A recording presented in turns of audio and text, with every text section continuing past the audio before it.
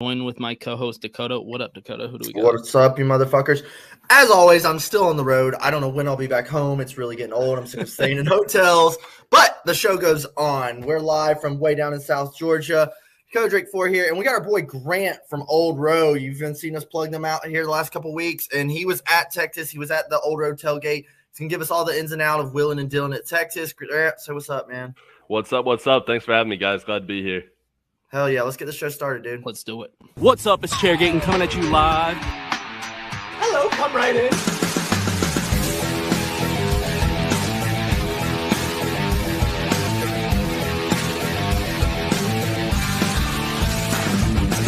Rock flag and eagle.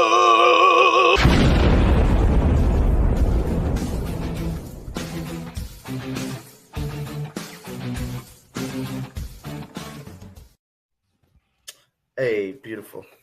All right, here we are. For everybody listening, watching live, we will be getting into our review of Texas Motor Speedway, the All-Star race. Legendary All-Star race. But we have Grant on from Old Row. Like Dakota said in the intro, we've been plugging them a lot lately. We've been doing some kind of collab stuff with them. Been doing a lot of giveaways, flags, merch. Got, I think, a couple more giveaways actually coming up. Say less. Just let us know, right? Yeah, dude.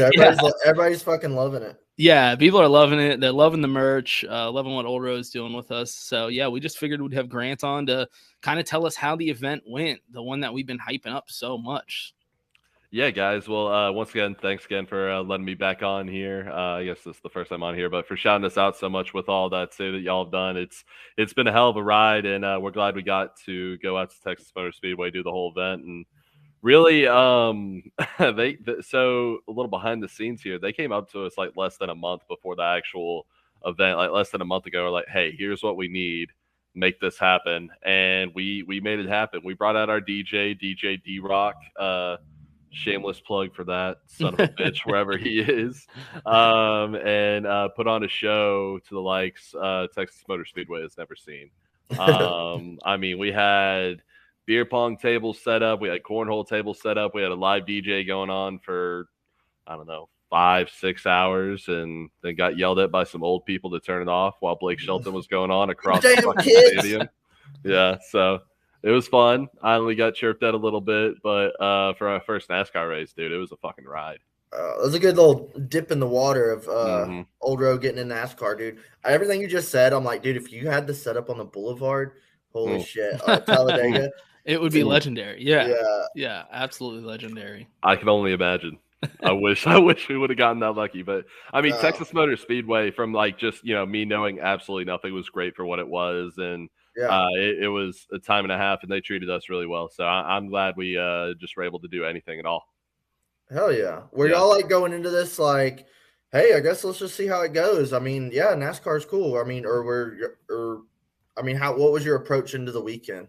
So, I mean, at first it was, holy fuck, this is really happening. Like they like NASCAR is big. It lines up with our demographic and we want, like, this is going to be huge. Let's blow it the fuck up. And then like, after the holy shit moment, the realization of, oh, we have to put all this on in like 3.5 weeks. And so all that hit in. So it was more just like stress every day, putting it all together, and the team at Old Row kicked ass, getting it all set up the way it did. And so I mean, we had a hell of a lot of fun doing it, and I mean, I'm struggling for words because I'm still fighting off the hangover from it. So but seriously, it was a great time, and I really like after the oh shits went away, it was let's go in there, let's kick ass, and hopefully let's get on board and do more of these, because from our fan standpoint, I don't know if the classic NASCAR heads and the TMS heads that go out there all the time are out there. I don't know if they loved us, but I know all of our fans that went out had a great fucking time and loved every second of it. So if for Old Row's sake, I think it was definitely great visuals and a good time. Hell yeah, dude! It sounds like it was freaking lit.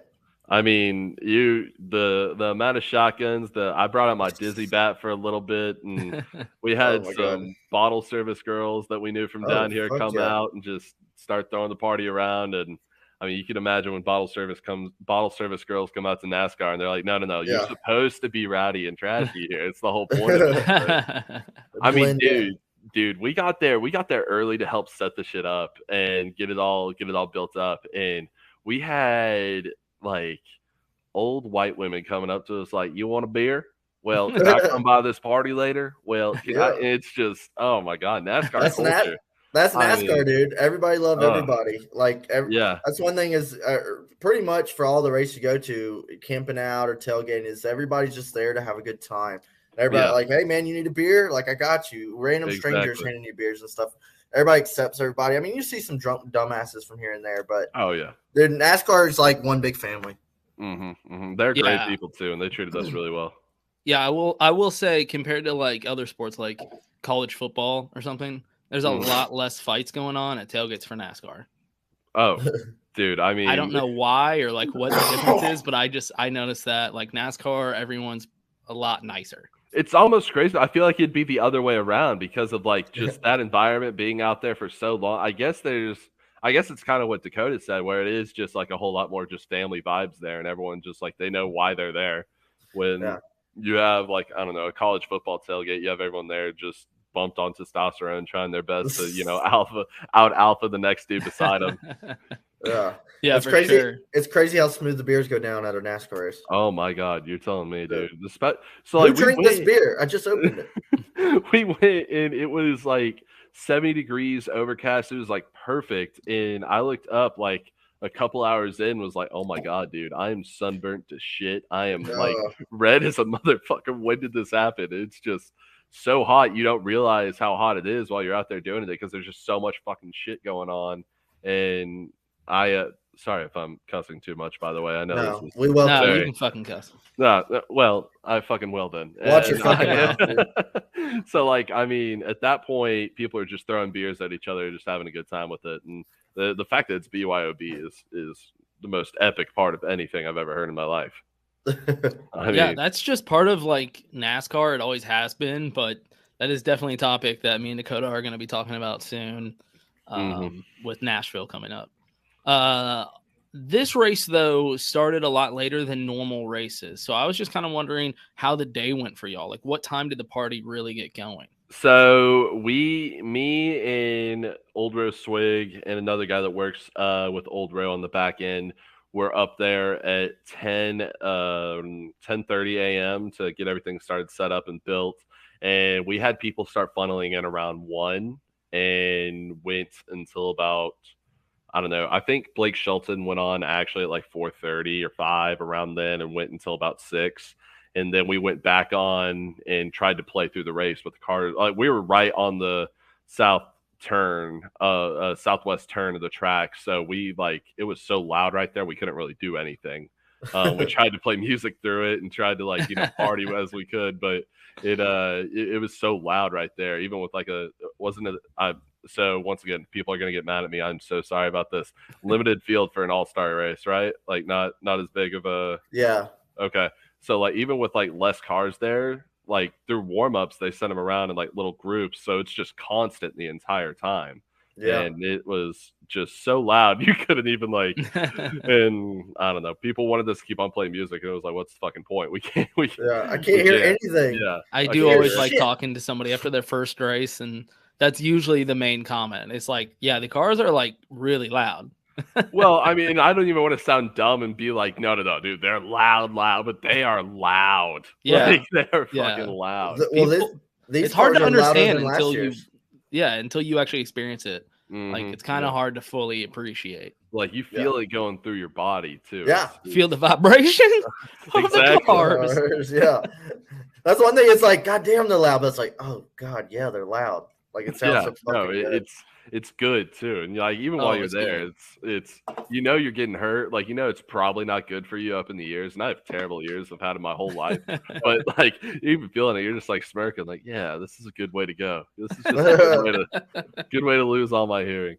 Hell yeah! So what was the setup like? Was it like a giant tent or a stage? What was the situation like? We had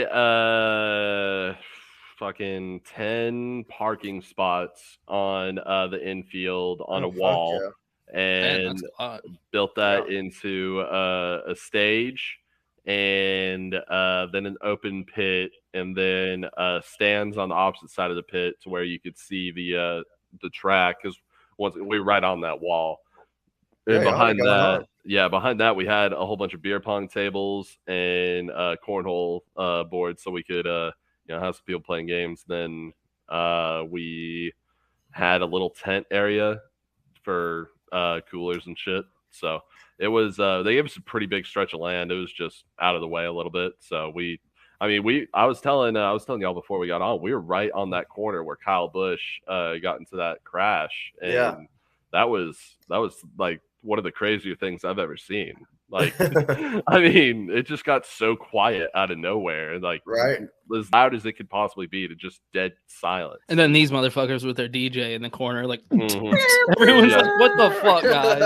Old Row over here. Our DJ was playing Molly Cyrus, and you heard, "I'm gonna put cocaine in your ass." Then a mom came over and was like, "Show some respect." We're gonna do our best. Show some respect. He's got kids. Oh yeah, man. The craziest part is, like, our best-selling NASCAR shirt outside of the Drive Fast, Eat Ass has always been the "Fuck Kyle Busch" shit, and Kyle Busch gets right in a wreck right in front of us. And it's like, it would happen.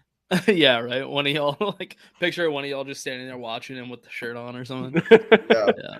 I mean, even worse, it's like picturing like Big Daddy, where Adam Sandler's like throwing the twigs at the bikes, just hoping something happens. Yeah. Yeah, for sure. So it was a success.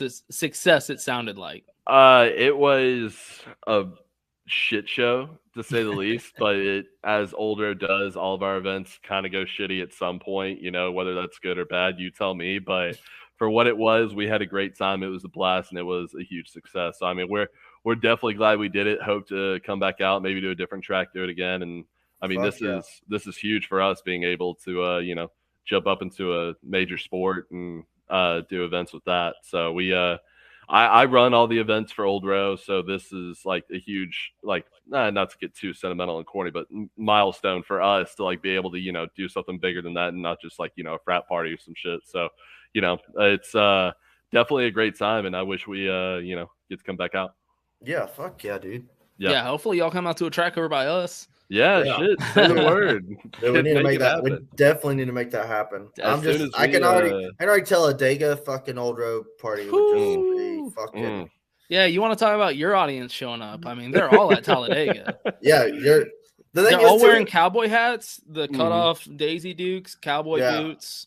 Usually a tank, like a cutoff tank, and then sorority. It's already like Dega's already a party. But like, if we had Old Row and the stage and everything, dude, it'd be shut down. Yeah. It was funny. I was telling a buddy at work. I was like, yeah, man, we got this guy from Old Row coming to show, like Old Row. And he's like, what's Old Row? I was like, you don't know what Old Row is? Like, everybody kind of knows. Like, how do you not know? Yeah. He was like, no, like, what is it? And like, literally, we were at like lunch the other day, and I said, look, that guy right there. Like, there was a guy wearing an Old Row shirt, and I was like, look. He was like, oh, and then like we saw another guy like at the store like wearing an Old Row shirt. Ever since I said anything about it, I've been seeing Old Row shirts everywhere, and I'm like, see, dude, pop up, yeah, see. I mean, I from what they told us, they said that like Dega and Daytona are two of the craziest ones, and Texas Motor Speedway, they're trying to build up to get to that point.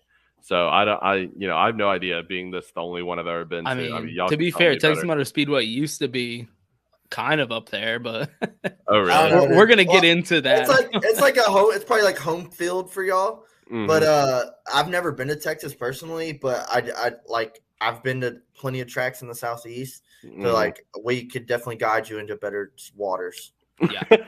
Yeah, that's the nice way to put it. Yeah. I mean, and once again, dude, if all goes as well as we're hoping here, then we'll definitely make it out and hopefully team up with Chairgating at the next one, right? Oh, fuck yeah. Hey, there's a fall race at Dega, October. They would make it happen. Yep. Hell yeah. So, your first experience at a NASCAR race was probably a little bit different than most people's. With this party, like when you bought the ticket, that meant you got infield access? So complete infield access, parking ticket, and also an entrance into our party, which if you had infield access, you could have came anyway. We weren't stopping anyone. But Also, it came with like everyone who did that entered into a raffle, and whoever bought tickets was entered into our raffle. If you won the raffle, you got all exclusive passes all over the track. So Oh that shit, yeah. yeah. So we had our winner. His name was Zach. Yeah, his name was Zach. He came up and took the tickets from me and walked off. So I mean, hopefully he was the winner. See So, you, man. Hey, yeah. thanks. Yeah, but I mean, it was a hell of a deal for That's a pretty sweet deal. $50 for all day pass Yeah. infield. Yeah, I mean, I'd do it. So Yeah, that's super cool. They like reached out to y'all about this. Like, and good to hear. it was something that where when it happened, we were so just like confused. Like, do you think they knew what they were doing? Asking us like, well, like our parties are something else. They're like, no. We know. We want that to be our scene. Like, we want people to absolutely lose their fucking minds. We're like, yeah, That's cool. let's do it. So Respect. I mean, respect to them for knowing what they're getting into and wanting it to happen that way. So I mean, once again, I know nothing. What they asked of us and what we did for them, hopefully it lined up with what we're gonna do in the future. Fuck yeah, dude. Yeah, dude, it was. I mean, once again, I'm furious at both of you for not making it out there. I mean, it would have been a time and a half just. It's funny because Rattlesnake used to live in Texas and was like Texas was his normal every. That race. was my home track. And then he just moved. He just moved from Texas, and then this like lines up, and it's like, oh, I moved dude. what, like 6 months or 5 months ago? Yeah, it's like the first Texas race you've missed. Yeah, exactly. This is the first one I missed. The first one you missed. Oh my god, the first one you missed was the biggest party. Yeah, exactly. Yeah. So, did they go back to Texas Motor Speedway like for a different in the race? fall? Yeah, in the fall. I think it's the week. It's between Dega and Roval, so it'll be the second round of the playoffs. This might be all gibberish to you, Grant. But yeah, it's the week after Dega. They do Texas the second race, but that's like a normal race. It's not the all-star, all the flashy fireworks and all that. Yeah, and I will say, if you're interested in NASCAR, definitely attend a race at Texas Motor Speedway instead of choose to watch it on TV, because you can at least have fun at the race. Like, that's one thing I tried to think of last night is like how many races like, dude, I had a great time, and then you see the ratings or you see people on TV or on the internet being like, dude, that race sucked, it fucking blew. I'm like, dude, I loved it, it was awesome. And I was like, I wonder if people there had like watching in the stands. It is interesting, yeah. But Rob was there and he said he fucking hated it. So that's why I'm like, I don't know. It was one of those things where like everyone, I think maybe 2 or 3 people like that I knew had actually been to a NASCAR race and seen it. But just from being so like out of the loop of it all and seeing it, it seemed like it was like generally good. I didn't think it was like great or outstanding by any means, or like life changing, like seeing something like that. But it was definitely like an awesome experience and cool to see it all. And I mean, the race itself, like it didn't seem like it was too boring. I mean, I can break it down for you as a NASCAR fan talking to a college football fan. Do you remember when Notre Dame played Alabama for a national championship? Yikes. That's kind of like what we're dealing with here. Where the whole season kind of comes into question and you go, what just happened? Yeah, it's like, this isn't good. We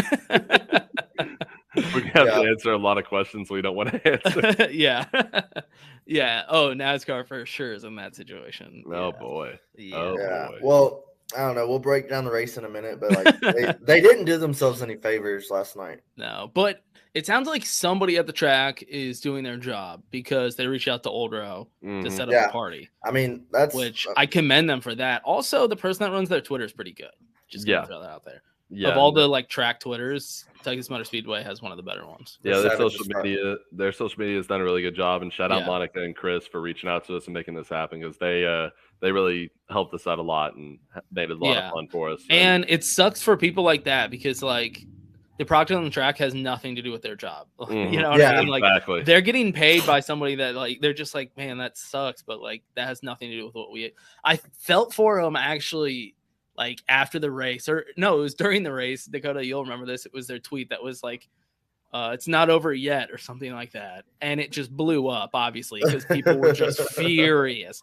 And I was like, man, can you imagine the person that runs their Twitter that's just like having to get all these notifications? Just people pissed, livid. And I was like, that sucks for whoever has to deal with that. Just getting absolutely ran through. I mean, you want to talk to someone who gets absolutely ran through on Twitter. Like my job's in social media. I know that they are absolutely like hating their fucking lives after that happens. Because you can't delete it. There's nothing you can do. Yeah. Anyone that's worked with social media kind of understands it. Probably Pandora not doesn't go back they're in the dealing box. with it, but also Nick's got a great point right here. Dude. We need a Dakota and Rattlesnake Legends. That would be fucking epic. just a picture of us back to back with the Dale statue. With the Dale, the one with the Dale statue. Yeah, that one would be badass. Yeah. Shit. So after attending this, I know you got a way different experience. Do you think you'd be interested in going back to a race and trying it again?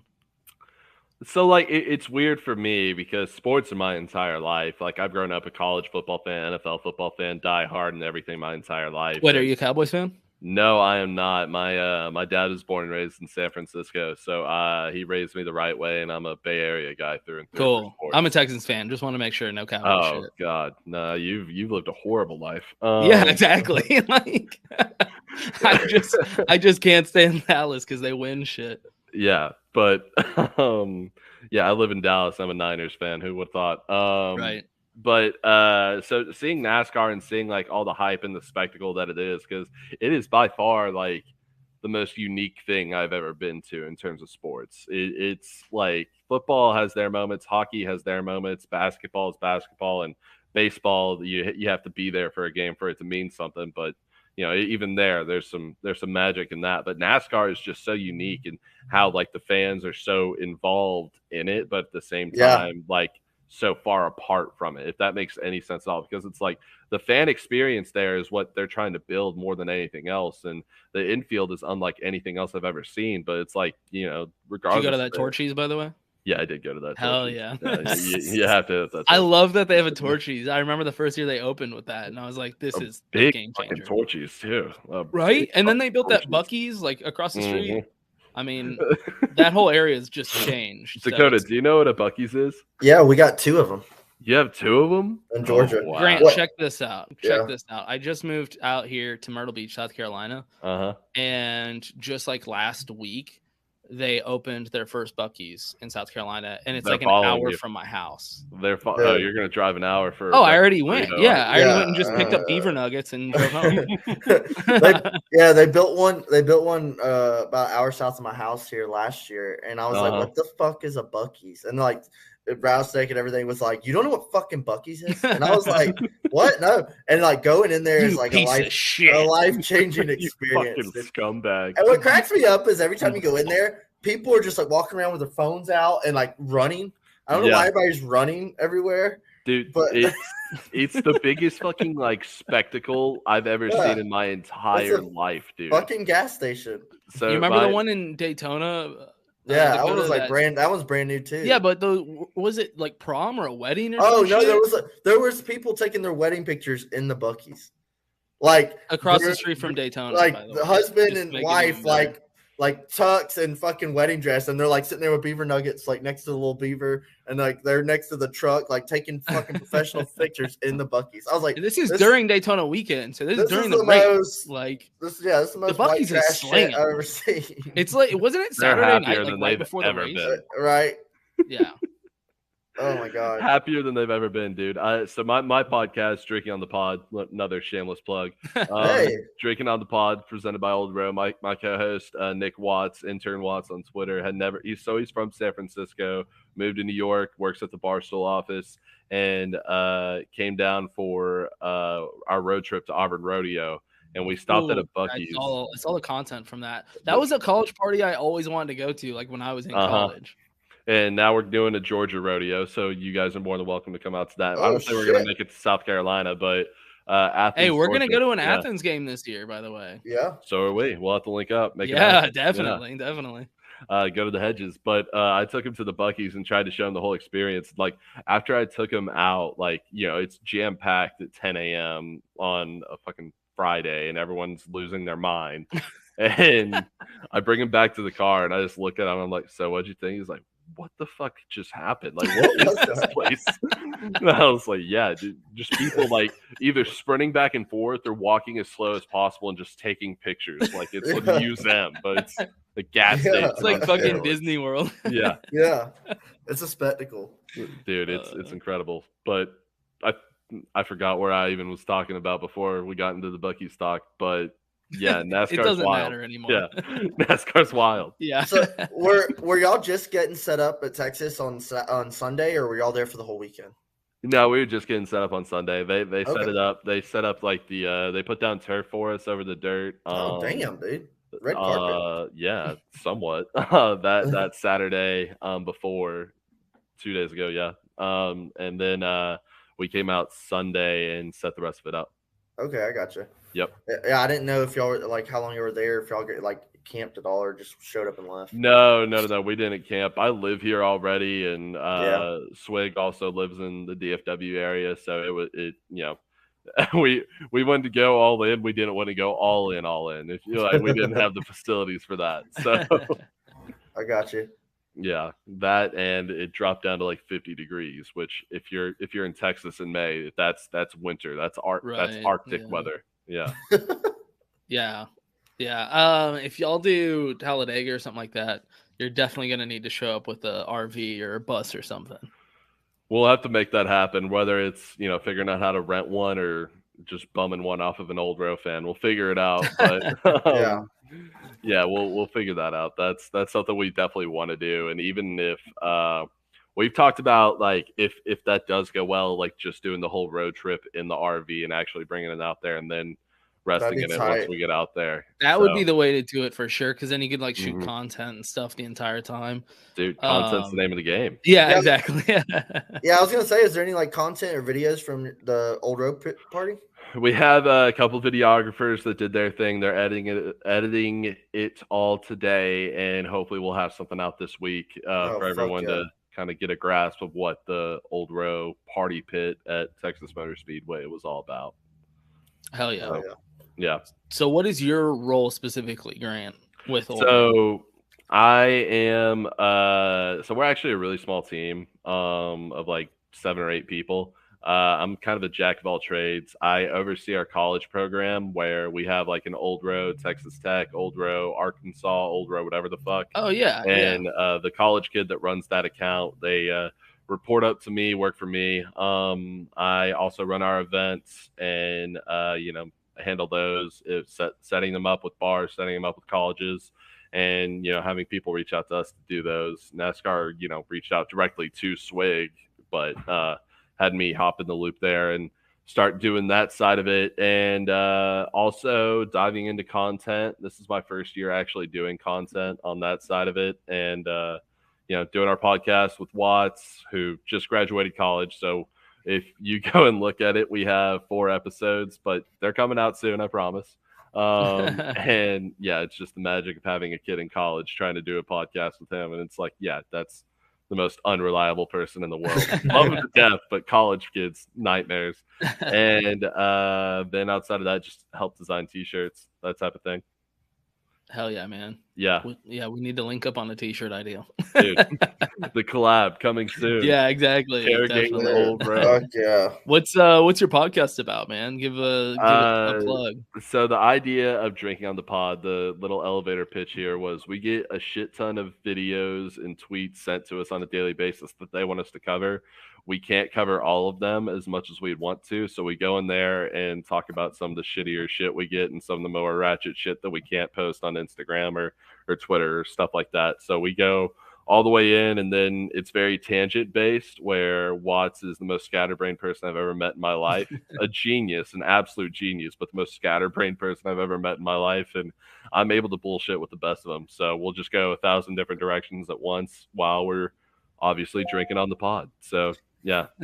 Sounds like us, but NASCAR. Exactly. It's like this, but not as NASCAR centric. You guys are a little bit more focused on NASCAR than we are, but just a little bit, yeah. Just a little bit. We get off the rails sometimes. Well, I mean, if you want to stick around and hear a professional opinion on the race, you're more than welcome to hang out and drink with us. I'll stick around for a few drinks. I actually have somewhere I have to be at 7:15 my time. I have, unfortunately, my girlfriend coming over, which I Oh, love very much. boo. So I got to go let her in and all Spaghetti that. night. Yeah. So All I'll right, stick cool, around for man. like 10 or so minutes and then, dip out right in the middle, cut you guys off totally rudely.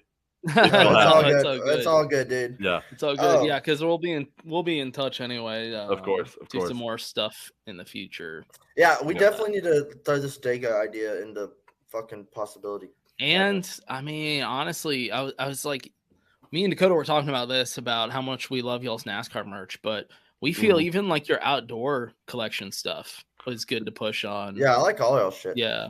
Dude, I mean, we so another little behind the scenes, we have two very dedicated designers where we just throw an idea in an open whiteboard website and they'll go in, give us a sketch and some of the outdoor stuff that we have just in the pipe that we're waiting for the right time to throw out there.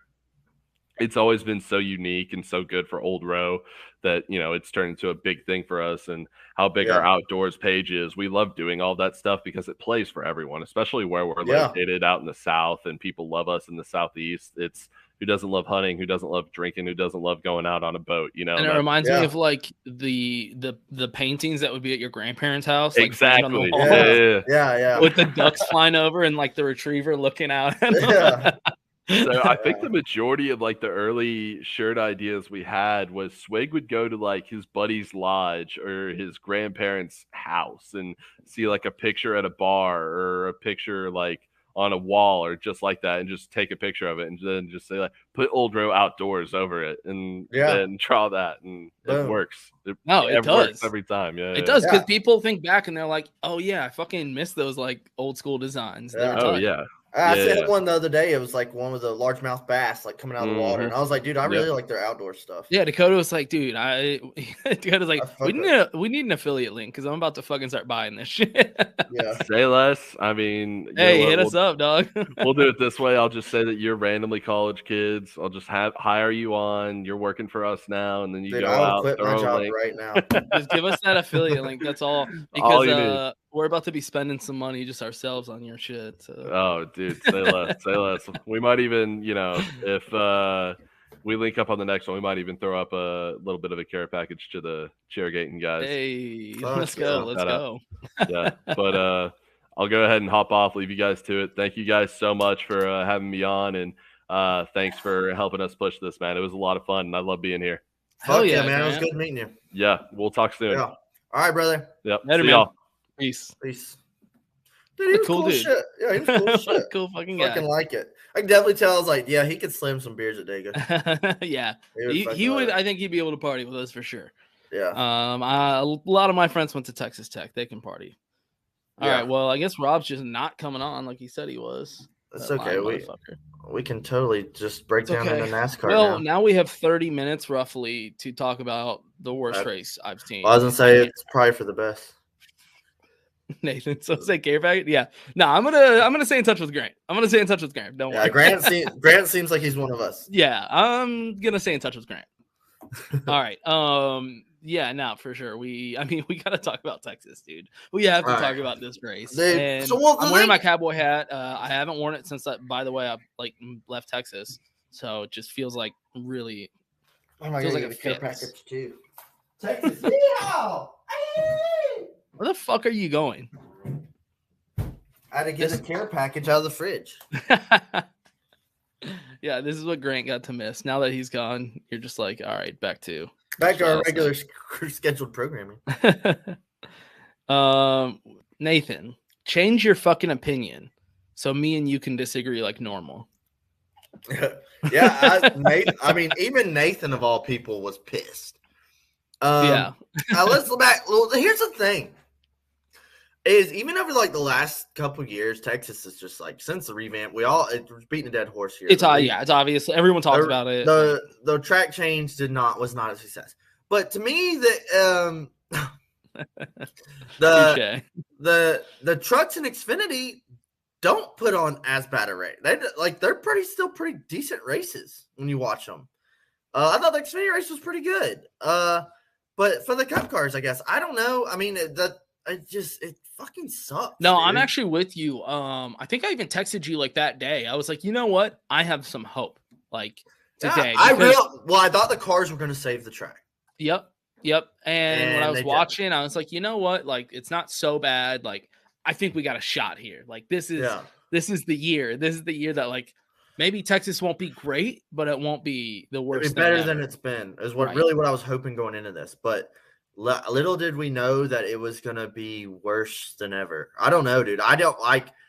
It was just, and then, it was typical Texas, but the fucking All-Star. So this is kind of what I wanted to get into, because at this point, we're just throwing out shit, by the way. Yeah. We got like 30 minutes. We're just going to start throwing out takes. Yeah. This is kind of my thinking was, all season, every track we go to, we've noticed that these cars are racing better than they did with the last generation, right? We've I think we both agreed, like every single race we go to, even if it's not the best this season, it seems to be better than the one last year at the same track.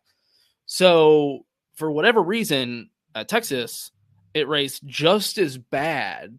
But the reason this was like historically bad was what happened kind of throughout the day and how the format played out. Yeah, and I mean we can jump straight into All-Star antics. It's just like why the fuck are we always changing it? Like I felt like 10, 12 years ago, like there was pretty decent formats where it's like, okay, this one will work. I kind of liked the whole, like we can back up to Saturday. I kind of liked when they had like you did 2-lap qualifying and you did a lap and then you came flying down pit road, no fucking speed control, and you pit and then you come back around and that was your qualifying time. That was pretty fun. I did like this new qualifying format where they drag raced in the pit box and then they fucking did a pit stop and then drag raced around. I think there's something there. They're still trying to involve the pit crew challenge, right? Without bringing back the pit crew challenge. Like, you want to make us happy? Bring back the pit crew challenge. I know. I don't know why they're like holding back. They're just like, yeah, we want to make it exactly like that, but like we don't want that. And dude, I just want somebody somebody in the room to just be like, but why not that? You know, like, yeah, why not just do the same thing we used to? Like, people would be cool with that. I think that there's something there. I think that could have been tweaked. I don't think they should have drag raced into the box. They should have just had the cars in the box, and then like when the light goes off, the crew starts. Like the crew jumps on the light or something. So yeah, I was thinking about that too, because I was like, I think they have something here. It just needs a little bit of tweaking. Yeah.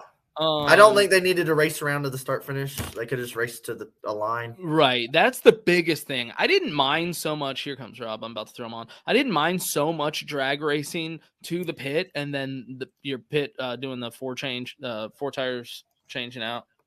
Rob's on. Yeah. What I thought was pointless was the lap around. It's the second you get around that first turn, it's Texas Motor Speedway. Nobody's passing anybody. Yeah. It was just like, why are they doing a full? There he is. There he is. Look at that piece of shitty shit. I don't have any yeets though. I'm sorry. I don't know. It's okay, dude. You look great. That's a sweet hat. We haven't done a shout out actually. Oh, well, there you go. Sounds like you need some yeets, Rob. Dakota, where could he get some yeets? Oh, if you don't want to look like Rob and you want to look cool like us two over here, check out yeetsofficial.com. Discount code ShareGating in shipping. I mean, you could look cool, you could look like a badass, or you could look like Rob and not have any. Don't be like that. Get you some yeetsofficial.com and they have all kinds of styles on there. You can get raccoon eyes like fucking Rob. Yeah. Rob, holy shit, dude, you're not in a van. What are you at a holiday?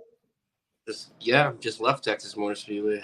I'm in. You're at a Holiday Inn. I just got. I'm at the first hotel in Alabama, so wherever that's at here. I don't know. What kind of hotel is it? Comfort Inn. Ooh, is it comfortable? It'll do, pig. I like that shitty hat. Oh yeah. So yeah, new style. Looking good. I guess they call it the car special type of hit. Yeah, it looks good. Yeah, that's fucking tight, dude. Looking good. Drinking, hydrating as always.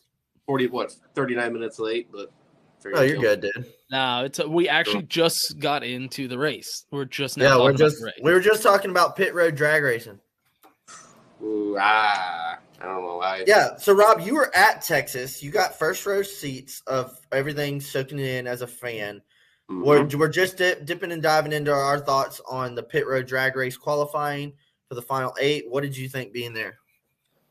Well, I think NASCAR definitely misled me, and I don't know if a lot of fans, because unless I didn't read it correctly, they kept saying like no speed limit down pit road. Like they're hyping it up with where I thought it was an old style like pit, the Challenger. They ran it down pit road at full speed, but instead they, had them at the end of pit road. Obviously they, did the drag race style, and that was really it. Like there was really no speeding on pit road like they promoted it.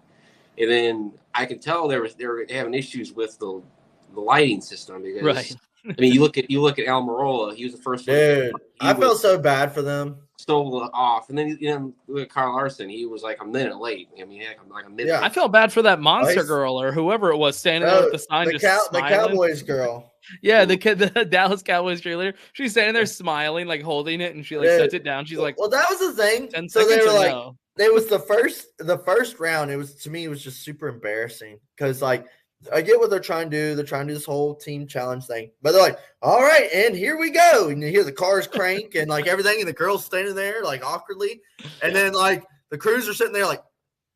That was like the first start of so many fuck ups. Yeah, and then like they're like, and here we go, and here we go, and then like they're like, what the fuck? You hear like Clint like, what the fuck is going on? And it was awkward. And then honestly, because I was looking at the lights, I thought it was gonna be like a drag light, like do. Yeah. No, it went fucking green. Yeah. What was the point of the 3 rows? You could tell Eric Almirola was like, oh, what the fuck? Like, yeah, dude, I felt so bad. That's the thing that's messed up. They were basically using the Top Fuel funny car lights. Yeah. They have enough power to go from that the basically what the next gen cars are. They're basically like pro stocks, so they got to go do bam. I thought that's how it would go, and it just went green. It's like it went. And obviously what was stupid about it is like it. I mean, yeah, it was an emphasis on the pit crew, but if your pit crew messed up on you, had zero chance. I mean, zero chance.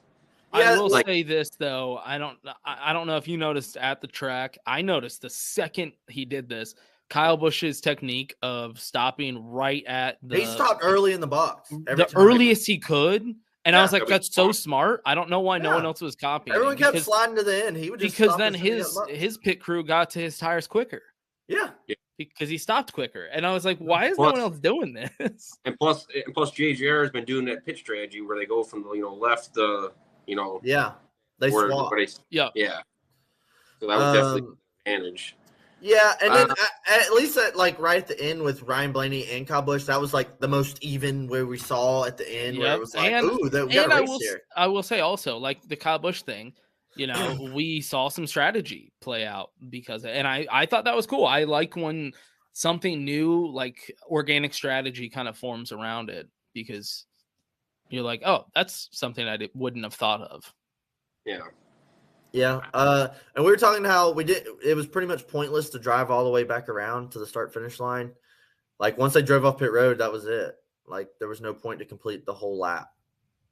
Well, yeah, when Kyle Larson was like a minute behind, like, he literally just drove back to pit road. He didn't even try. Yeah. I mean, right. Why would you? But even if they're coming off, like, evenly, after you get around the first turn, it's like, okay, now you're in your position and it's over. Like, no one is going to be able to catch anyone. And at least, I mean, they tried something new and different. It was fine. I appreciate. I kind of like the whole pit race dragger. I think wasn't the problem from the weekend. I'm okay with that. Again, we were saying just bring back the pit crew challenge. I think everybody would be happy with that. But we go into Sunday, and the Open starts at 5:30.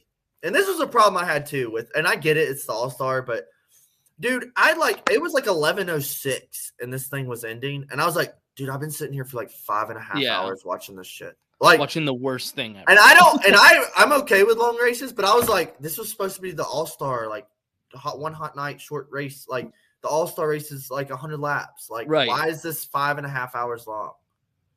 I liked your tweet. Are we having fun yet or something like that? Yeah. Is anyone else having fun? Because we had all been sitting there for like 4 hours, and I saw that Yeah. tweet, and I was like, dude, that's the cherry on top of having to sit here and watch what I've been watching. So the Open is almost always better than the All-Star, it seems. But this year, it didn't really do anything for me. Well, the one thing, Tyler Reddick started at the back, and I was like, ooh, like this will be interesting. He had the fastest car. Let's see how he gets up there. And he worked his way like flying through him. He was passing. So I was like, okay, he's passing cars. He gets all the way up to like fourth and stalls out. Yep. And those guys couldn't pass at all. And then he wrecks. Like, I literally thought Reddick was going to be like fast. And Tyler loses it, which I love seeing these cars on edge and snapping loose at will. That's fun. But hated it for old Red Dog. And then, is the fucking fan vote real? No, there's no way. It always seems. Remember what? Like 1 year, we were like, "Oh, Bubba's going to get it," and they were like, "Clint Boyer." We're like, "What? Who voted for Clint?" And then like this, I was like, "Well, Reddick's out." I was like, "I think Corey LaJoy probably might get the fan vote." You know, he's a. I think it would. I think Suarez was number one. Or Suarez. I could see Suarez, but I damn sure didn't see Eric Jones. Look, Eric I can Jones tell you this getting it. much: Austin Dillon would get more votes than Eric Jones. Yeah. I'm not saying Austin Dillon's the most popular driver, but Austin Dillon's in there. He's a Coca-Cola driver. Like, he's on commercials and shit. Like, he's definitely more popular. How many than Austin Dillon fans do you see at the racetrack, and how many Eric Jones fans? Well, I mean, that's not really fair because people are just wearing 3. But I did see people sitting there with the 43 stuff on. It surprised me, but there's not as many. I've seen a few Eric Jones fans in my day. Yeah. But I'm just saying, I definitely didn't see him getting the fucking fan vote. So I was like, is this what? But then, dude, we started the big show. I did notice. I always love for the All-Star watching the driver intros because they come out like rock stars, Blake Shelton screaming, and they're fucking throwing shit in the crowd. By the way, Blake Shelton's actually pretty good. Yeah, I thought that was good. He has a good personality. Like, obviously, he's on TV, but like, I was like, damn, he's actually a pretty entertaining dude. I'm not. Yeah, him and Clint are friends or whatever. Yeah. But they're throwing stuff out, and I was literally thinking to myself, I go, this is how every week should be. Like driver intros. But I was like, I know maybe that would be outplayed, but like, you know how it was like rock star moment. They're coming, hey now, Ross Chastain, and comes out. I'm like, that's what we should be giving to the fans every week in like different cities, you know, like different tracks. Like they should be coming out like rock stars, not Joey Logano. Like, I don't know. I just thought like it's always badass the all-star intros or the whole team but comes the out. Chris Buescher situation I thought was just so what happened? Why didn't he make it? What do you mean? For the intros. Oh, right. I don't know. They just like he like walked out and they're like Chris Buescher. Oh, yeah. and not to jump in, but obviously like being in, they were playing audio over the big speakers and like they just literally, they just announced him like out of the blue. They're like Chris Buescher. I was like, oh, yeah, and he just walked out. Okay. And I was like, dude, this is the only guy from Texas. He grew up like right down the road from this track. I was like, it's Chris Buescher, right? But this is like one opportunity to maybe get some fans involved, right? Like in the hometown, only Texan out here, right? Like I'm sure people would have applauded that, but no. I even was talking to my wife. I was like, ooh, I bet they're gonna hype him up, Hey, like, isn't it Christopher Texan. Bell from Texas? No. Where's he from? No, Oklahoma. I knew he was somewhere. Ever get those states confused. I knew he was from somewhere out there, dude. I don't know. All right, well, fuck off, dude. Yeah, Texas motherfucker. Yeah, but the thing, like me being the track though, for obviously I got in right when the Open started. Like that was the thing though. Like if you got there like right when the intro started, it was cool. But like I was just like, let's just get this race going. Like I was just kind of I might sound weird saying that, but I was like, let's just get this going. I mean, cool. Were you nervous or optimistic or maybe like had an open what mind was your feeling going in at these cars and how they would do at Texas? I didn't think they would do that well there. Unfortunately, because I feel like they're slowly figuring the cars out now. I know they're all the same, but they're like slowly getting a little, what do you call it, minute downforce things. We were talking about how we thought like we've been putting on banger races week in and week out. Martinsville was a dud, but like the races have been good this year. So we were like, maybe this car, the next gen, was going to be Texas's saving hope. We were hoping for that, fingers crossed, but it didn't happen. I think this is a great comment. I mean, Dakota was talking about this earlier. Even on the shittiest races, which me and Dakota have been to some that people fucking hated, and you go to it and you watch it live and you're like, man, that was a pretty good race. I mean, I don't know the last time I've ever heard somebody that attended the race say how bad of a race it was. It was bad. It was bad. It was bad. So immediately cars couldn't pass. They were fucking choo-chooing around. Well, the and that bottom. was another thing too. Why are we doing this format on a track where you can't pass for the lead? Well, it defeats the whole purpose, dude. And like that was the one thing I was saying earlier is the fucking format. Like, why can't we pick a format and like every 5 years? Wasn't it Ricky when he won and he was just like, I mean, I was just lucky that I started at the front. Yeah. Like, did you hear him say that? He was like, I mean, I just started at the front. Like, I didn't really do anything. Yeah. And man, like, why can't we just pick a format? Every year is like, what's the new format? I got to figure this shit out. To me, it was confusing to get go. I didn't even try to learn it. I was just going to let them explain it to me, whatever. But then what, dude, after the second or third stage, they were like, and now the final stage, and it was 50 laps. I was like, what the fuck, dude? Like, are you serious? Like, we're just got to do another 50 laps this show? Why is it 50 laps? That last bit could have been 10 laps, dude. Like, I've been fine with that. I mean, they probably wanted a green flag pit stop to try and mix it up, but yeah, I don't know, dude. Why this is at Texas, I have no idea. But dude, it was just God. I remember sitting there watching, and I was like, I was just for the sake of me not turning it off, but I wanted to turn it off and go to bed. Oh, it was like I almost did it. It was bad. I mean, it was sad. The only entertaining parts, which it's scary, but the only entertaining parts were the Goodyear tires blowing up. I was like, that was pretty much it. I mean, and he obviously like read the comment there from Nathan. I don't mean to jump in. Like, basically, it's true. Like, if you like Corey LaJoy, like he was, I had a shot there. I was like, come on, Corey. Yeah, but the thing is, it's the clean air. Like, if any one of these cars, like you probably could have put Cody Ware up there. Not like I'm saying not in a bad way, but you could have put him up there, and he probably would have held on for 3-4 laps. It just when you're in clean air cars, you can't really pass. I mean, because like Corey held on for a while, and like it was cool. Like there was like sitting right behind me was like the biggest Corey LaJoy fan. She was screaming every lap like, "Go Corey, go Corey!" I was like, wow, like like he's making her day right now. That's cool. Like, hey, like he might have a shot at it. But sure enough, I do think one of the craziest things was the Kyle Busch interview after he wrecked. And and he was just like, well, it's Kyle Busch's race to lose. Like all he has to do is just not wreck or some shit like that. And then they're like, all right, now back to the race. And then fucking the wreck happens. And that was the thing too in this interview. They were like, did you ever have any indication? I mean, I know it happened so fast, but did you see Ross coming? And he was like, no. Like, I was almost killed. What the fuck? Like Kyle Busch's interview. Yeah, that was awkward, dude. And the thing is, you saw it. Back up to the Kyle Larson tire blow. That was a hard fucking lick, man. Kyle Larson blew right front, but I was listening to Kevin Scanner, and I'm watching. And the one thing, I guess it was Central Time with Texas. It lined up pretty good. Usually Scanner's about a lap ahead, but it was only like a corner ahead. I don't know what was going on with internet and space, but so it was only like corner head, and he said like Timmy Fedewood goes, Kevin, 5-car blew right front up here. He's like, stay high. He's coming low. He's in the grass. And I'm like, I just hear 5-car blew right front, and I'm watching like, oh fuck, like this is about to happen.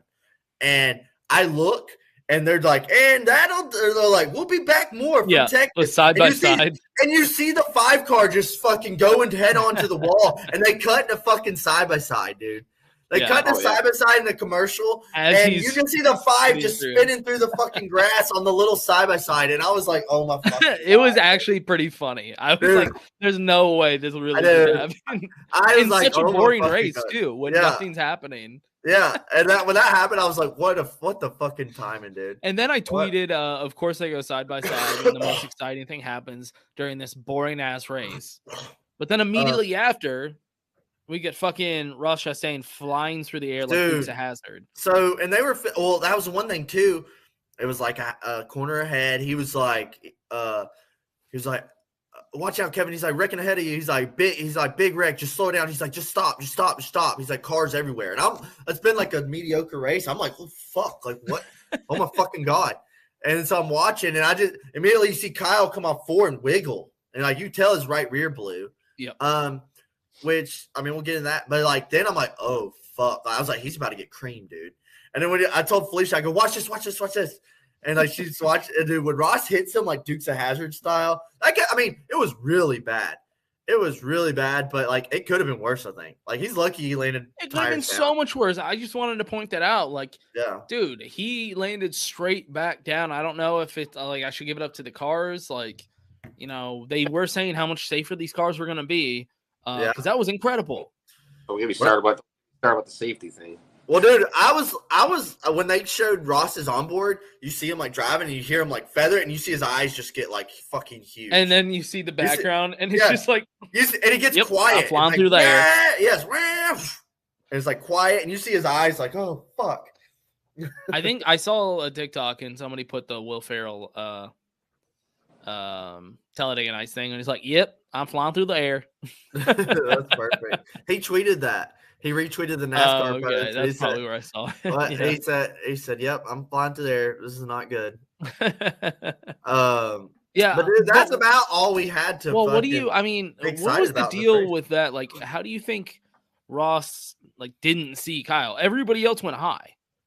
No, I mean, there's like a second and a half to make a decision here. I know, but like literally everybody's going high. He was the only one that went low directly at him. I thought he like. Well, Eric. Well, who was he battling with right there? That car went high, and he went like he was going to try to split him. Like he would have hit that other car if he went high. Or I don't know. I just thought it was. It's a split second decision.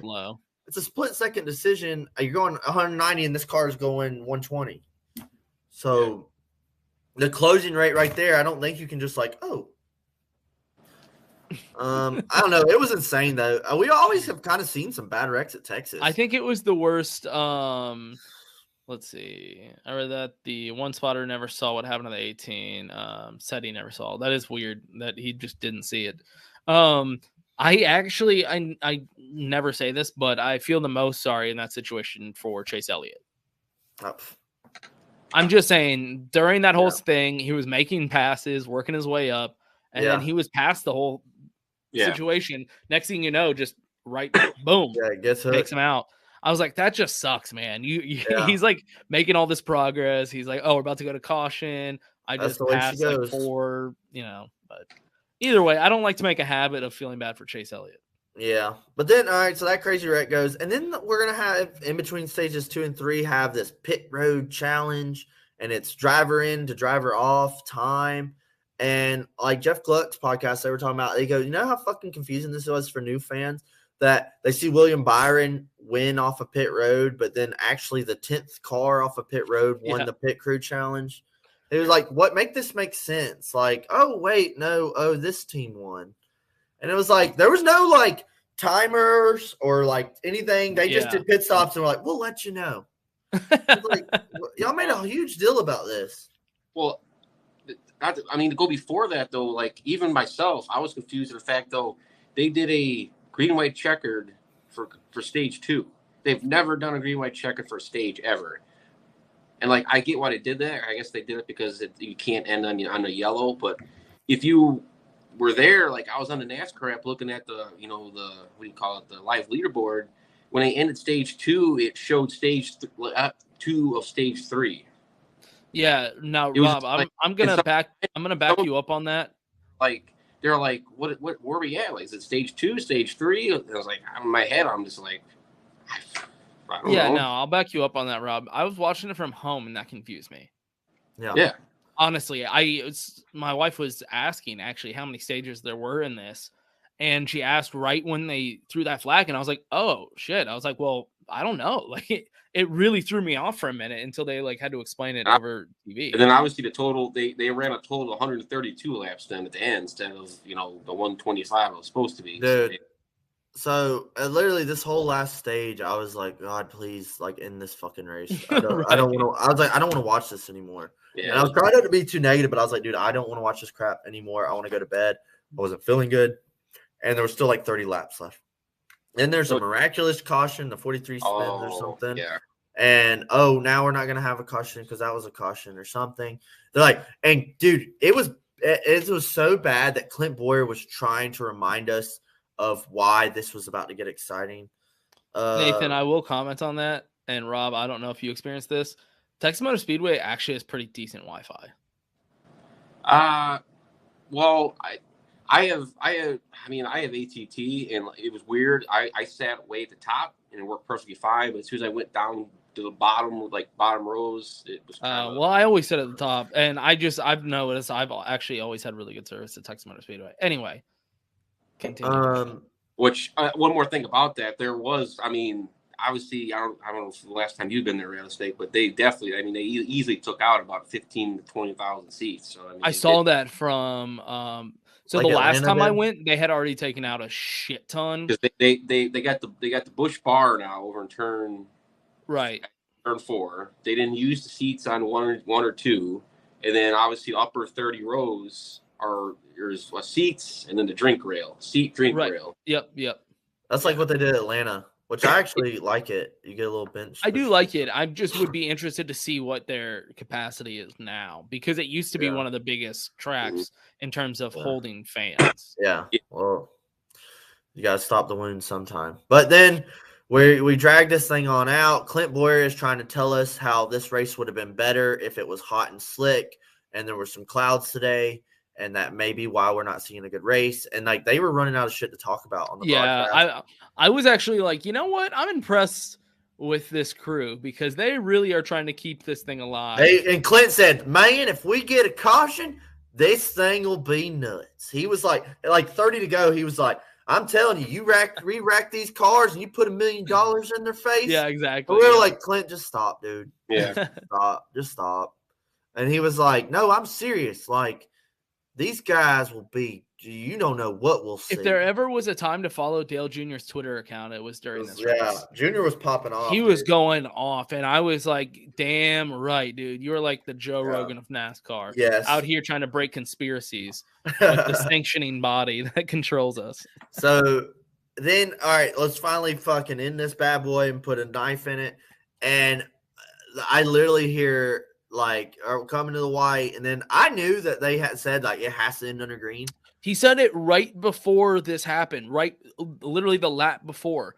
I heard he said it. Yeah, it was literally the lap before, and he says, just a reminder, this has to end on green, unlike other races. Blah blah blah. Yeah. And I remember turning to Samantha and being like, that would be the worst thing imaginable. Dude. Like, that's literally the worst thing. It was all bad. And what the NASCAR came out and was like, hey, like, those guys fucked up. They shouldn't have thrown the yellow. Like, Ricky Stenhouse just scrapes the wall. And what really I really don't like is the flag man was waving the checkered, and Blaney's coming across the dog leg, and then he pulls it down and pulls the caution, and the caution lights come up. Like, it was like almost like he was fucking ready for it. Also, look. This isn't a conspiracy podcast, although maybe it should be because I fucking love this shit. I just think it was a little interesting timing that Ricky fucking hits the wall right before they're about to end this. I was like, what just happened? Like, this whole scene just seems weird to me.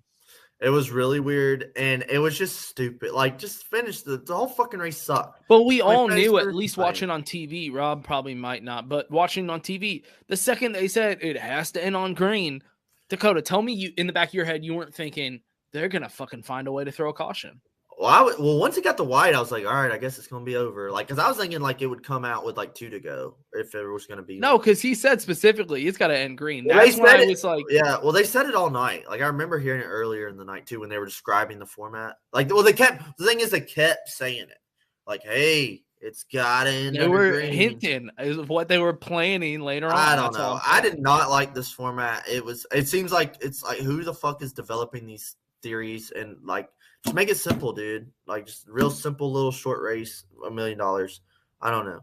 But dude, this was right. And then the Blaney window gate. Like so Blaney thinks already won. The team's jumping off pit road. His window net's down, and they're like, nah, and they're like, what the fuck, dude? And I literally thought after all this fucking bleeding of a race, I thought they were going to black flag Blaney or make him pit and go to the back and give it to Denny or something. I thought that was going to happen, and I was like, dude, I oh my actually God. didn't think they were going to do that because I was like, I think they're seeing this real time of how angry people are, and they know better. I would have been fine if they let him come down pit road, fix it, and then get back. But then I was also like, well, all the other drivers are going to bitch if they do that. Yeah. But at this point, I was like, dude, if Blaney doesn't win on this restart, this whole thing is fucked. Rob, what was it like being there watching it? You weren't hearing the TV, so. Well, the thing is, it had to be confusing. Not to jump ahead, but no, the fact is, like, NASCAR really boxed themselves in, though, because I was closely watching the whole last 2 laps and watched him, like, try to get the window net up. He never got it up. He like wedged it into like a pillar. No, it was never up. Like, I was watching, it was never up. And then as soon as they took the green flag, I watched him go into turn 1, which I know my fingers were going backwards, the other way, that way right there. And he like you can go back on YouTube or wherever, replay. You watch him, he drifted up because the window net came down and it distracted him. And I looked on the big Haas, what do you call the big TV, and the window net was down. And I was you can see a little strap like flapping out the window. Oh, it was down. It was down. And I was like, that's a whole other thing. Is like, whatever. They didn't black flag them. They let them ride, but it was like, well, but this is like a safe. It's a safety issue. Because here's the thing. Now you go back on Instagram on NASCAR, and they said, "Oh, thank God for the safety of these cars," because of the Ross Chastain thing. Now you go ahead and say, "Oh, it's it's okay to let them race 2 laps with the window net down." Like, you're all about safety, yet you're gonna. It was not pretty. He could have blew a tire. He could have blew a tire. No, this thing is Chastain, and then what's NASCAR gonna say then? Yeah. But Rob, as you were watching it, did you have a scanner or something like? No. Okay, so you're just watching the race in the grandstand. Was it confusing? Like when the yellow came out. When the yellow came out, were you like, wait, I thought it was over? Like, were you confused, or were you like, oh no, they're gonna make them run for sure? I thought it was over because I seen the checkered flag and people all around me were cheering. Some people were leaving. I was like, oh, the race is over. And then all of a sudden, you saw people getting up to leave and everything. Yeah, they were all leaving, and I think, I don't want to get it wrong. I usually PRN does the Cup, but the Cup race to Texas, but MRN was doing it for some reason. I don't know why. And they were like, and they said like, wait a minute. Like, the caution came out, and people were like, what do you call it? They were like, not screaming, but were like going, huh, or like what? Yeah, like okay. So what a caution came out, it's over. Probably a good thousand so people were leaving, and then they're like, kind of looking like, what do you mean? What's going on? It confused me too. And then obviously when I showed the replay, I was mad. I was like, are you serious? Like, really? Like, we're gonna manufacture a caution just to try to bunch these people up. Blaney should have won the race. And then he takes his window net down, and I was like, there's no way he's gonna get it back up. Obviously he never did. And I kept looking at it. I was like, he's gonna get a black flag. He's gonna get a black flag. Didn't throw it. I was like, all right, so NASCAR just disregarded all the aspects. It was not a pretty look. No, it was horrible look. So what I'm saying, it's a very rare occasion that it happens, but I mean, we've had NASCAR drivers die back in the 60s because of them not having a window net. So if this ever for some reason happens again and they penalize the guy, then we're going back to the yellow line type of deal where they penalize this guy, but they'll let Junior get it, or they'll let so and so get it. I don't know. It wasn't a pretty look. No, not at all. So what is there any ideas of what we could do to change the All-Star? What should we do with the All-Star, like from here on out? Like, should we get rid of it? Should we go to a different track? Should we have a different format? It's sad to say. I just think in our time of era right now, I mean, you look at any other sport, you look at the NFL Pro Bowl, like, no one cares about that anymore because they're afraid of getting hurt. And no one really watched the MLB All-Star race. And it's just like, I just think in this time right now with how much these athletes are getting paid, there's just it. And then, like, we're not in the days anymore where, like, these drivers are getting $1 million, like, they need this $1 million. Like, they make enough money where it's just like, all right, it's just, I'm going to give the money. I think the Busch Clash could have been the All-Star race. Yeah. That could just, they definitely make it one thing. The Busch Clash All-Star race. Yeah. Or just essentially do another version of the Clash just somewhere else. I mean, and call it just do what they did at the Clash, put it somewhere else, definitely not Texas, and just call it All-Star.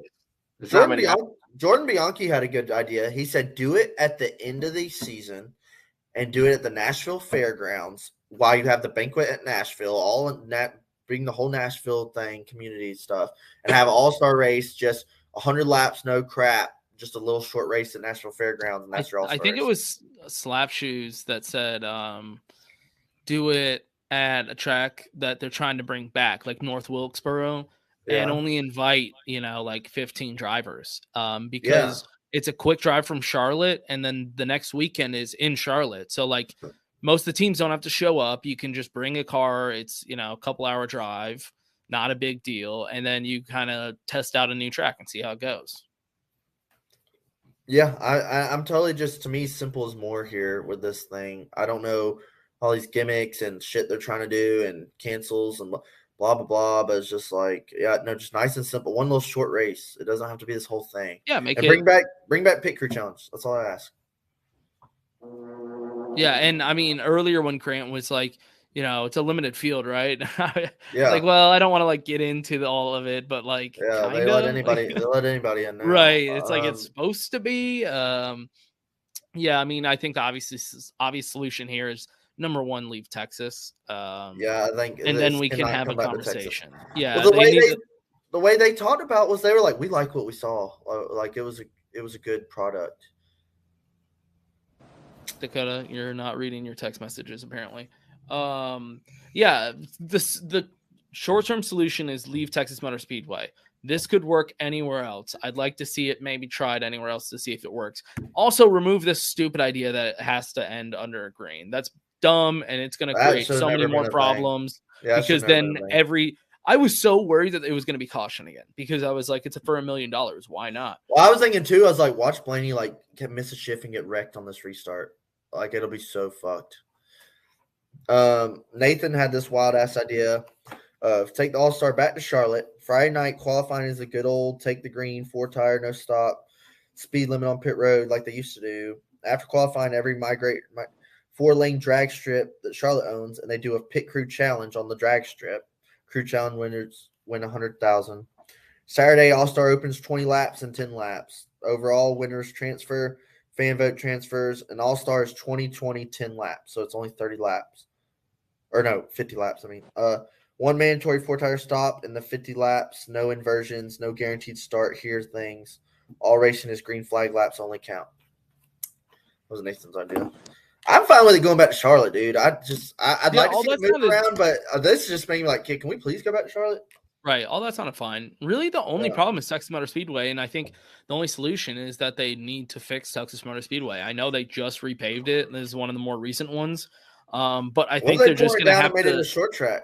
I think they're just going to. Well, I don't know if you even need to go that far. I mean, I think it's fixable. I just think this last repave, they need to adjust the bankings, and you can fix it to get it back to at least like Kansas, and at this point, they just need to say, hey, look, we screwed up before. We accept that, and now we're going to have to fix it. But they don't want to admit that. That's a lot of money, though. It is, but they're going to keep losing money because, honestly, at a certain point, NASCAR fans are just going to demand that they leave this track forever. They're like, you took Kentucky and Chicagoland off our schedules, but left this. Like, I'm not saying that Chicagoland or Kentucky are great either, but they can produce better than this. Well, this definitely the fact we're coming here in the playoffs bothers me. Oh my god, that's just a waste of a playoff race. Yeah, we're wasting. Like this is what we're gonna bring back. I'm not looking forward to that date. That's gonna suck. Let Texas be the Auto Club short track. Oh yeah, because they were talking about that becoming a thing. Sure, yeah. Well, I mean, whatever it takes to fix it, that's fine. I don't care. What kind of track it is, as long as it's a better track than it is now. Make it an asphalt Bristol. Do you want to do just real quick to kind of sum this up, a good, bad, the ugly, and a rating? Yes. And we'll just we'll probably skip picks for Coke 600, or I guess, right? Oh yeah, whatever. Coke 600 is coming up. That's always a fun race. Gosh damn it. Who the fuck? But good, bad, and ugly of the weekend. The good, I really, really liked from just seeing what was being filmed around the track. And see, I don't know if the track or NASCAR put this on, probably the track, But they had, it seemed like, I don't, Rob, you might have seen, like, it seemed like they had a lot going on for the fans. They had like guys jumping out of cannons, cowgirls, and fucking rodeo shit, and like all the stuff in the midway. They kept panning and showing some of the stuff in the midway looked fucking lit. It looked like they had a lot going on for like fan experience and fan activity. Good, nothing. Bad, everything. Ugly Dakota. Hey, that's what I was gonna say. No, I'm joking. Rob, did you see the fan experience stuff going on? Yeah, I mean, yeah, they definitely had. They had the sky, not skydiver, like a high dive. All that, yeah, they were showing videos. Yeah, they had like wild ass shit going on. They had. I mean, for the kids, they had like an amusement, like the skee ball type of thing. There was, I mean, carnies. and yeah, I mean, there's a lot of promo displays, and the funny thing is I'm sure you've seen before, the Westgate. They do like a free. I don't know if you've seen before. They do like a free spin where I got free spin on what do you call it? Like where you're gambling spin, like on a. I can't think of the thing where you go to a casino.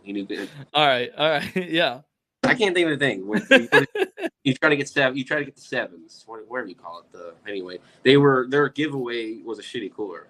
I don't know how. Oh shit, that's tight. So somehow we were on a midway all weekend without our approval, but hey, it was free every time. I was saying, what did they like buy one and then did that? Yeah. Dude, Frankie Muniz like needs a fucking job at Fox. Well, dude, I mean, obviously he's good in front of the camera and stuff. He was killing it. But the fact that he like actually he said to Clint Boyer, like, at this point my acting pays for my racing career, because he's like, I'm more interested in just racing. And I'm like, that's so fucking cool, dude. Well, like, he was really smooth with the mic. Like they were like, even in transitioning, like talking to people and stuff, he was like, yeah, they're like, he sounded super smooth. Where I was like, dude, yeah, he could just like work for Fox. Like I would be okay with that. I mean, he's interested in racing. That's good enough for me. Like, a lot of people nowadays just don't care about racing. He's clearly really interested in racing. He's always been interested in racing. Yeah, I mean, he grew up in North Carolina, so I think that was part of it. It's just like, NASCAR was just. He was trying to race. He was trying to race ARCA this year because he didn't get a sponsor though. Yeah, that's what he was talking about in the booth. He said he got a ride for ARCA at Phoenix. Yeah, I remember like a while back saying like something like when he was doing late model stuff, she's like, Frankie Muniz is getting in racing. And I was like, oh, okay. But like, no, he's like dead serious about it. Yeah, I respect it. Like, I saw a lot of people, of course, talking shit. They're like, whatever, dude, he sucks. Like, he's got the money to pay. But I'm like, if I had the money, I'd fucking do it too. I don't care if I suck. Like, that sounds badass. I'm just like, I retired young because I had a very successful childhood acting career. I can fucking afford anything. I'm gonna get into racing. Yeah, I thought it was pretty cool. Badass, dude. That's like the dream. I'm gonna kind of piggyback off what Dakota said for the good though. The fan experience. I've always said Texas Motor Speedway always does good fan experience, and they set up an infield party with Old Row, so that is good. Yeah, that was badass. Taking me straight to my bad is going to be Fox cutting to commercials when cars are blowing right front tires. I know it's kind of already ball in motion, but maybe more. I feel like I've seen plenty of times where they're like going to commercials and then a caution starts and they're like, fuck the commercial, and they come back. Like that never happened. Just Fox being Fox, and the kid filmer is still at large. Yeah, he was out there, dude. I was waiting to see if you were going to. He is out of control. He followed a couple of them. He kept panning on them. Yeah. Like, all right, dude. They're doing it on restarts a lot. They'll film kids and families like when the cars are restarting. I don't know why that's the time, but it pisses me off. I hope at some point the cameraman like ends up listening to our podcast. He needs his own Twitter page. I'm Fox camera guy. He can totally. I'm the Fox camera guy. He can totally like do an alias and make like take pictures from behind bleachers and post photos of kids on it. Saw this lucky little Kyle Busch fan. Oh shit, dude, that's fucking awesome. That'd be hilarious. They make a Stan account like Kyle Busch camera or Fox camera guy. It gets 1 million followers. The bad for me, man, I don't know. There's so much.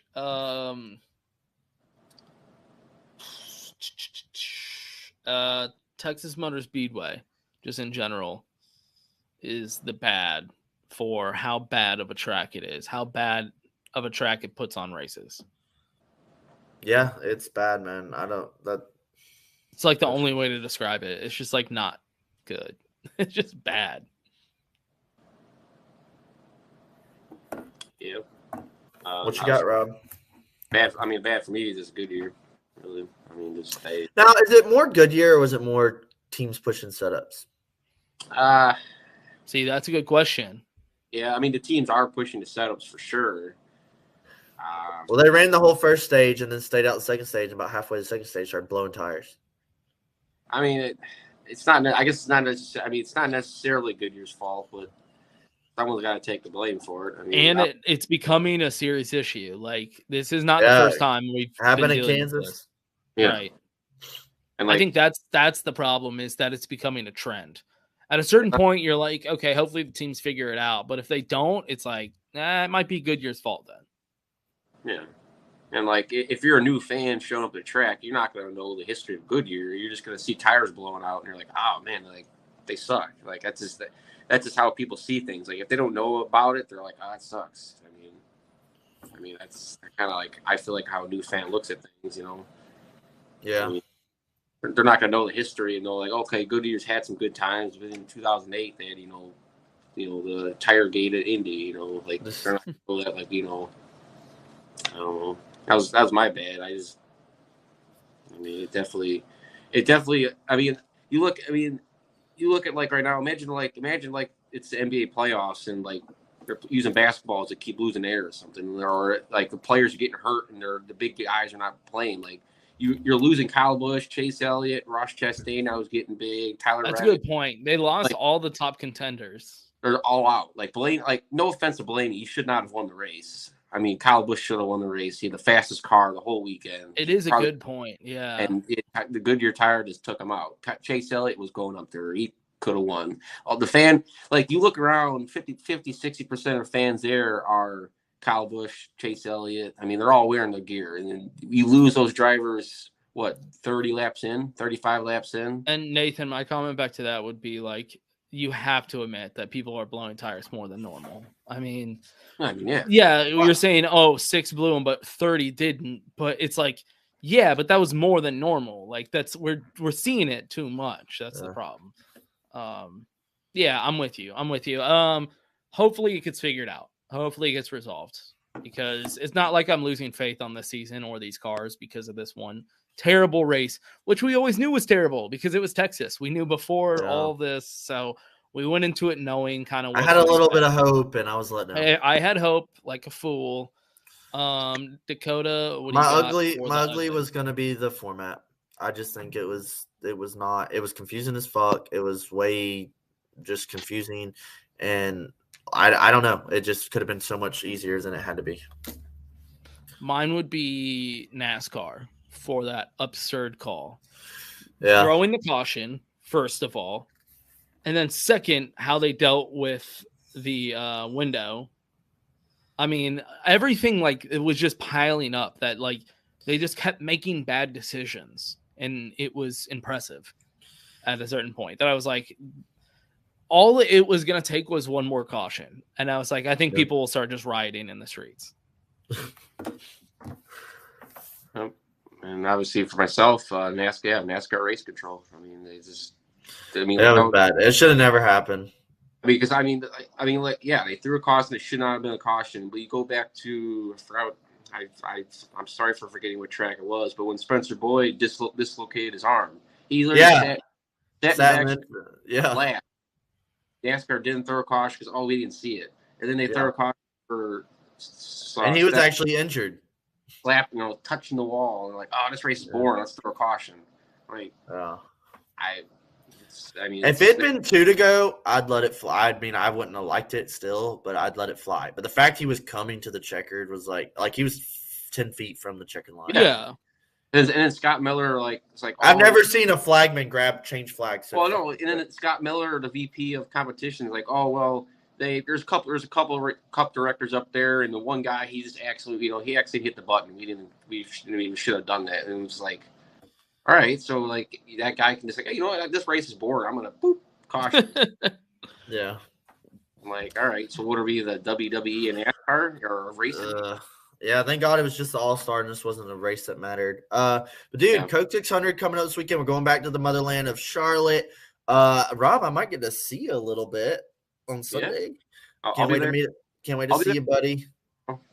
You gonna be in the same little area with the tents as you were last year? Mm-hmm. All right, fuck yeah. Coke 600 is coming up. Your boy will be there. Rattlesnake's still on dad duty, so he cannot. Dakota, are you actually coming through? Yeah, me and Nathan are leaving Sunday morning. Oh my god, dude. I hate you so much. I can't believe you're actually making it work. I can come through Greenville. Why would you come to Greenville? What are you talking about? I was saying, well, there's 2 ways to go from my house to Charlotte. I can come to Greenville, South Carolina. You can meet me there and go with me. That's so far from me. That's like 5 hours away from me. What are you talking about? Well, how far is Charlotte from you? There has to be a different way to go to Charlotte that's closer to me, right? Yeah, I don't know. I just was saying you could ride with me. But Charlotte is closer to me than Greenville, South Carolina. Oh, shit. Well, so anyway, I don't know why Dakota's jumping ahead. We still have to give our rating for this race. Oh, my God. Dakota loves to this is when Dakota, you can tell he's like ready to get off. This is what he does. He just takes over and starts going. So anyway, that kind of wraps up what we were saying about that. Dakota, what rating did you give this race? A 2.8. A 2.8? Yeah. The thing is, I brought my folder with me this week to write these down. Cool. I'm giving it a 3.1. Damn. Hey, we're in the same ballpark. Yeah. I'm giving it a 3.1 because just like how I don't like to throw out 9s because you never know how good shit can get. You never know how bad it can get. It might get so bad that I need to save some wiggle room, right? And then number 2, I got to see Ross Chastain kind of fly through the air. So, like, there's something there. And so that's why I got a 3.1 for me. I like this one. 0.69. That's not bad. That's not bad. All right, Dakota. We can get off now. I'm fine, dude. I got nothing to do except sit in this fucking hotel. That's the thing. We'll end the show, and then me and Dakota will talk for another 30 minutes. That's what people don't understand after the show. And all right. Coke 600 this weekend, man. Crown Jewel. 600 fucking miles. It's a long one. It's a fucking long one. Yeah. Are you gonna be on the bus with Joe and them? Yeah. We're gonna try to come down in there and like watch the first half of the race with y'all, and then like go to the stands for the second half probably. But I don't really know how we're gonna get down in there. Yeah, that's my thing too. I was possibly getting the VIP pass this weekend, but I haven't read. Ooh, sexy dog. Ooh, yeah, shitty Rob in the house. I mean, I won't be watching the truck or Xfinity though, so I'll just be working. Yeah, I won't be there till Sunday, so I only get to see you for a second. Dakota, quick before we go, you just want to do the picks, just the 2 picks? Yeah, I'm just gonna lay out my fucking 2 picks. I am going with underdog pick of Austin Dillon. Dude, come on. Really? All right, I'll let you have him. I'll take Reddick. That's the obvious. That's my obvious underdog pick for this track, for this race. All right, I'll take Reddick for my underdog pick. He's so hot right now, but he is so really good at finding walls and wrecks and grass and shit. Yeah. I don't know if he can put it together for 600 miles, but Reddick will be my underdog. My underdog, obviously, Austin Dillon. Because if he's going to get a win at a track, like it's got to be here, right? Yeah. It's got to be. Please. Please, come on, God. Man. Just please do it. A win, please. Rob, you got an underdog pick? Chris Buescher. Ooh. Ooh. Hey, he finished really well here last year. Well, he won the stage. He won the stage in the All-Star Open. He had a good car. Yeah. He's sporty. He's been putting together some speed. No, I swear last year at this race he did good. Yeah, I think I remember. Get a top 10, I think. This is one of those races where guys peter out, and all of a sudden at the end, you're like, "How the hell did they get up to 7th?" Yeah. Right. That's an Austin Dillon. I really hope these cars put on a good show. I really hope these cars like turn Charlotte around as well. By the way, Kansas was a barn burner. I hope Charlotte Underdog Jones would be a cool nickname for Eric Jones. He should consider that. Yeah, that is a cool nickname. Underdog Jones. My race winner is going to be William Byron. That's a good pick. Yeah. Oh, you know what?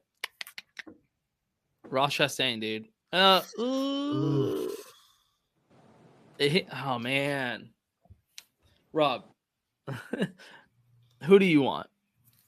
Who do I want? Yeah, who is your pick for the race winner? I mean, I think Truex is going to win it. I mean, it's not. You think Truex? Okay. It's not what I want, but that's the thing. My other pick was going to be Kyle Busch. Yep, I was debating between Kyle Busch or Ross Chastain. That's pretty much why I was asking if you wanted either of them. I'm going to say it as a joke, but the Goodyear tire's blowing. I'm just going to win. I'm joking.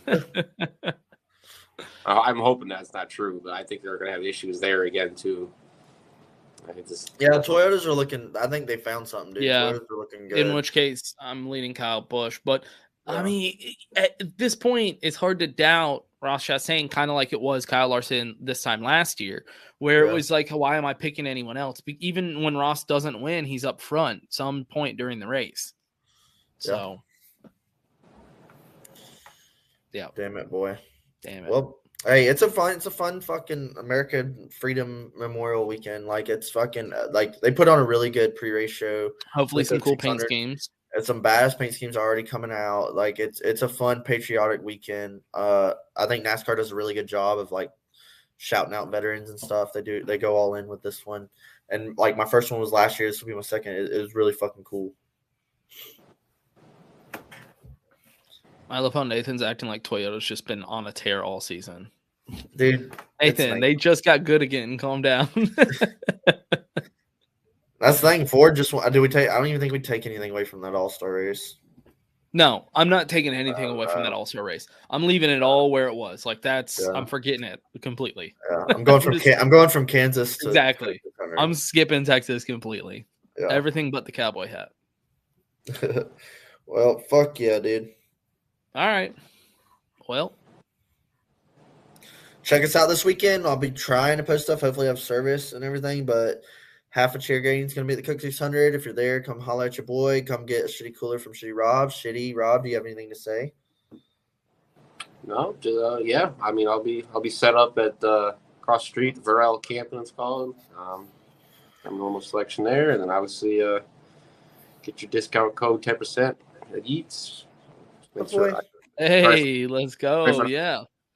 10% off discount code Yeats official.com. And hopefully an affiliate link coming from Old Row. We'll see. Hey, if Grant can hook us up. And then Grant, if you're still listening, we will replace you with Yeti. We're looking for a Yeti replacement. So there you go. Big time. Hell yeah, boys. Let's go racing. All right. Well, y'all have fun without me. Catch y'all next week. Peace. All right.